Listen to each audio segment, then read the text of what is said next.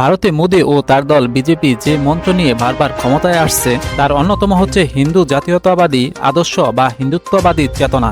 এই আদর্শের উগ্র সমর্থকরা ভারতের একটি হিন্দু ধর্মভিত্তিক রাষ্ট্র প্রতিষ্ঠান করতে চান, যেখানে হিন্দুদের চাওয়া পাওয়া ও আশা আকাঙ্ক্ষাকেই অগ্রাধিকার পাবে। নরেন্দ্র মোদী সরকার ও বিজেপির উগ্র হিন্দু জাতীয়তাবাদী আদর্শ ভারতের মুসলমানদের পাশাপাশি দেশটির উত্তর পূর্ব অঞ্চলে সেভেন সিস্টার নামে পরিচিত 7টি রাজ্যে বসবাসরত উপজাতি গোষ্ঠীগুলোর উপরও বিপ্লব প্রভাব ফেলছে।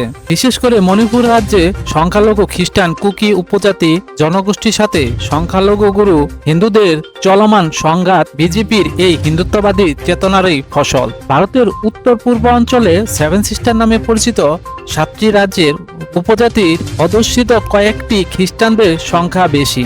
এসব রাজ্যে বিজেপি হিন্দুত্ববাদী নীতির কারণে নতুন করে জাতিগত বিরোধী মাথাচাড়া দিয়ে উঠেছে। এর মধ্যে মণিপুরের রাজ্যে হিন্দু ও খ্রিস্টান কুকি সম্প্রদায়ের মধ্যে সৃষ্ট সহিংসা পরিস্থিতি কমেই সরকারের নিয়ন্ত্রণের বাইরে চলে যাচ্ছে। বিজেপির সমর্থকরা মনে করেন নরেন্দ্র মোদী সরকার এর আগেও এ রাজ্যের জাতিগত সংঘাতকে শক্তভাবে নিয়ন্ত্রণে আনতে সক্ষম হয়েছে, এবারও একইভাবে পরিস্থিতি নিয়ন্ত্রণে আনবে তারা। অন্যদিকে সরকারের সমালোচক বলছেন মণিপুরে পরিস্থিতি নিয়ন্ত্রণে আনতে সম্পূর্ণ ব্যর্থর পরিচয় দিয়েছেন সরকার।